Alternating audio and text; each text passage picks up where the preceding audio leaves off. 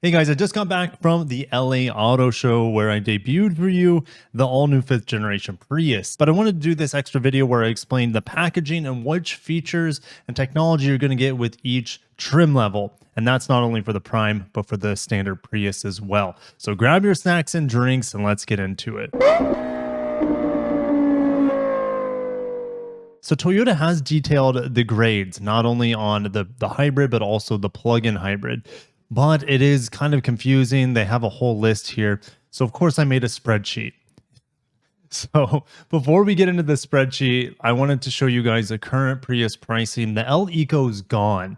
Now they're starting with the LE, and how things are going, more than likely the base price is going to be more than this 26,285.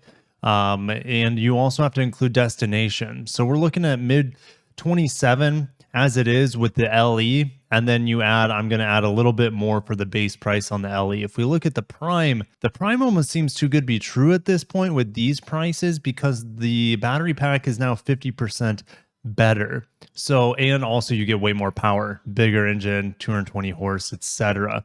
So I think these prices are going to go up significantly as well. So I am going to take a stab at the pricing here. Definitely stay tuned because I will be driving the vehicle in like the first week of December. I don't know when the embargo will end on my driving impressions as well as pricing and availability. I'm hearing availability winter. That's all we know at this point in time. And then the plug-in Prime will be spring, is what I'm hearing. So let's start with every single feature. This is a long spreadsheet. S means standard, O means optional, and if it's blank, it means it doesn't get it at all. Hopefully that makes sense. Let's start with 17-inch wheels. So the base of the Prime as well as the hybrid, they get 17-inch wheels with wheel covers. So you have steel wheels underneath, but you have, actually they might be aluminum. They are alloy wheels. See, that's why I have to look. Alloy wheels at the 17, and you also have larger alloy wheels once you get out of those base LE and SE trims. And then the wheels will differ from limited and XLE, probably just a minor bit, and maybe just a little bit from XSE to XSE Premium, maybe a slightly different finish to those wheels. Now, the 8-inch screen is probably what most people's going to need because the 12-inch screen, even though it's going to be nicer, bigger, wider, it doesn't have any more functionality in theory because the 8-inch screen still gives you wireless Apple CarPlay, wireless Android Auto. So as I'm looking at this, I'm seeing, before we even get too far ahead of ourselves, I'm seeing the XLE for the normal hybrid as well as the XSE to be probably the best money for your value. But definitely stay tuned because these prices are not final, but taking a stab. And these are all what I'm guessing that they'll be, including destination. All-wheel drive will be about $1,500 more than the front-wheel drive models. All right, so moving on. The only way you can get the JBL 8-speaker sound system is if you get for the top of the line Limited or XSE Premium. And keep in mind, if I didn't say it already, what's in red is the Prius Prime because I have PHEV, and what's in blue is the standard hybrid. Standard hybrid has up to 196 horsepower and all-wheel drive 194 horsepower and front-wheel drive, and the Prime has 220 horsepower total system power from the new Prime setup. Only front-wheel drive though. So yeah, anyways, let's keep moving. All of them come standard with USB-Cs, and there are 6 of them no matter which grade you get. They all have electronic parking brake with auto brake hold as well. Softex leather steering wheel is standard, so you're not going to get a low quality plastic steering wheel in any of these Priuses. But you do get a heated steering wheel on the Limited and XSE. I believe that base steering wheel here is there on both the XLE and XSE. I didn't put in before. Well, we also have blind spot monitors standard across the board. That is beautiful to see. That's not standard on the Corolla Hybrid, for example. We also have an optional front and rear parking assist on the base grades, which would be very helpful. And if you have this, you really don't need the 360 camera, in my opinion, that you see on the Limited and XSE. So luckily, the standard front and rear parking assist with, what does that mean? Well, the sensors on the front and back will let you know when you're getting close to something. So it's handy in parking situations or backing out. It's also super handy to help with safety. So it'll stop the vehicle when you're backing up, for example, if you're getting close to something. So moving on, traffic jam assist is standard on the Prime, but I don't believe it's available at all on the standard hybrid. The fixed glass roof is optional in XLE and XSE and standard unlimited and XSE Premium. You cannot get any sunroof at all, it looks like, on the LE or SE. I didn't see anything about like a power tilt and slide roof. So there's not going to be any sliding roofs at all from the sounds of it on the Priuses that we get here stateside. Now you do have the optional solar glass roof. My guess is going to add somewhere around 600 miles of range, best case scenario throughout the year. Not worth it, in my opinion. It's going to cost quite a bit. I have a solar glass roof on my 3rd gen, way older technology, much smaller solar panel. So it's cool. You can show it off, but what does it do? It's going to take away of that extra light coming into the cabin because you have to remove the fixed glass roof that gives you 2 window panes into, well, outside of the vehicle to bring light in or to look at the stars at night. You know what I mean. Power back door is only on the top trims, XSE Premium as well as a limited.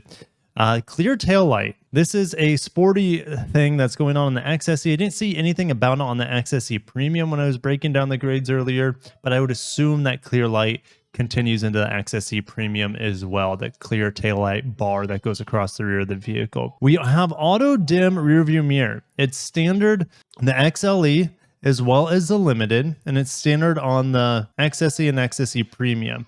Now in the press release, it says that the digital rearview mirror is standard on the XLE. I think it was a typo. I think it's an auto dimming mirror.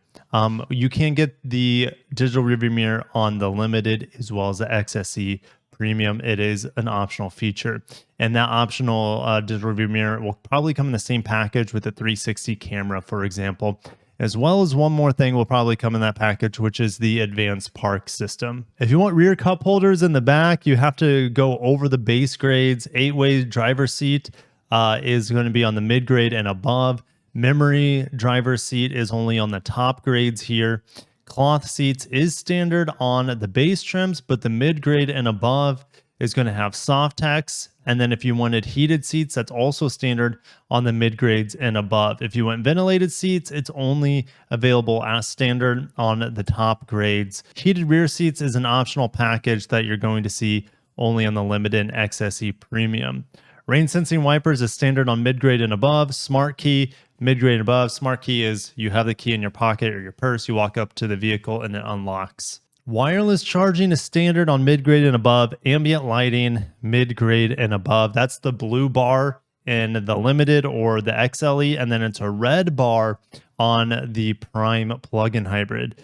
Digital key is optional on the mid-grades, is standard. So what does that mean? Well, that's going to be your phone as a key, to my understanding. And then advanced park is part of the optional feature I said earlier. So that rounds out all the technology, all the features per grade. Now, we don't have official colors on the States end side. I would assuming we're going to get these colors here. So ash is that new color that was on the plug-in Prime that I showed you guys. And we haven't seen the mustard color in person, but hey, I'm a big fan of yellow on cars as well as motorbikes, my motorcycles. So I wouldn't mind getting the yellow. We also have ultrasonic red. Supersonic red is what it is. And then we have that new blue that we see on like the Corolla hatch as well. So the rest of them are a bunch of grays and silvers and blacks. You know, it is what it is. I think the yellow really pops. I like the yellow, blue, and red. It'd be nice if we had a green. We've seen Priuses in green colors in the past, especially some like aqua colors. But yeah, what do you guys think of the colors? Again, not official for our market. Obviously, you see a lot of Japanese here. And if you want to compare yearly costs versus the hybrid versus the Prime, best case scenario for the Prime, you're only driving electric. I was only able to see about a $300 difference driving 12,000 miles a year in favor of the plug-in hybrid, and your fueling cost is like $550 of you just plugging the vehicle in. Driving 12K a year.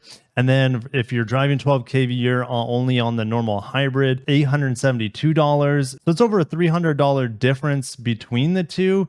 And gosh, who knows how long you would be keeping the vehicle. If you're keeping it for a very long time, maybe those fuel savings can start adding up.